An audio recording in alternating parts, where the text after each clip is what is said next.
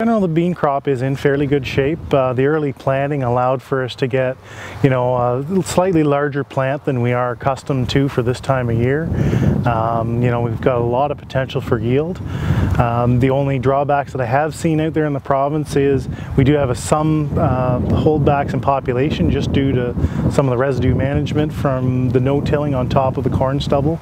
With a very late harvest that we had last year, we didn't have a lot of time for the corn stalks to break down and start to make a better seed bed for the oncoming soybean crop. In general, though, we haven't had a lot of insect issues yet so far, and in general, very healthy. So now in most areas of the province, we had kind of that nice weather, everything got planted, yep. Then a run of rain, yep. And now a run of no rain. Yep. What does that do to a crop? Is that good, bad, doesn't matter? Well, actually, the section of no rain off the start was excellent.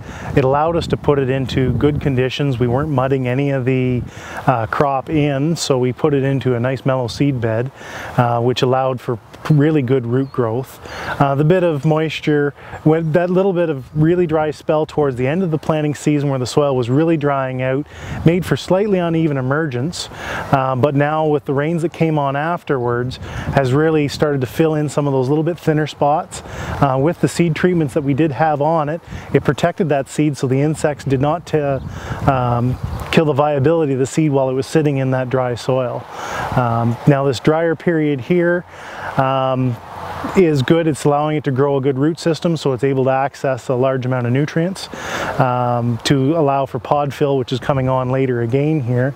We will need a rain here in the next little while to make sure that the flowers that are pollinating right now are going to take and set pods, but so far we haven't hit a critical zone yet. So now, between now and harvest, yep. What do you think the issues are going to be going forward? The issues are always just, you got to continue to scout your fields.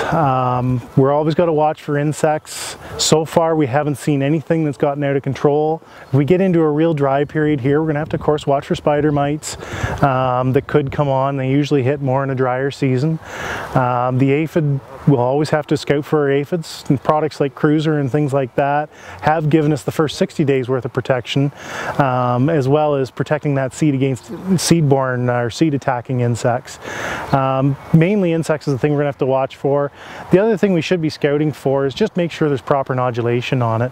On some of these fields that have been maybe over-wettened or a little bit of stress, we have seen some areas where there's been some nodulation issues, but nothing to any severe degree. It's very isolated, and actually it's quite pleasant to go out and scout a field of beans right now.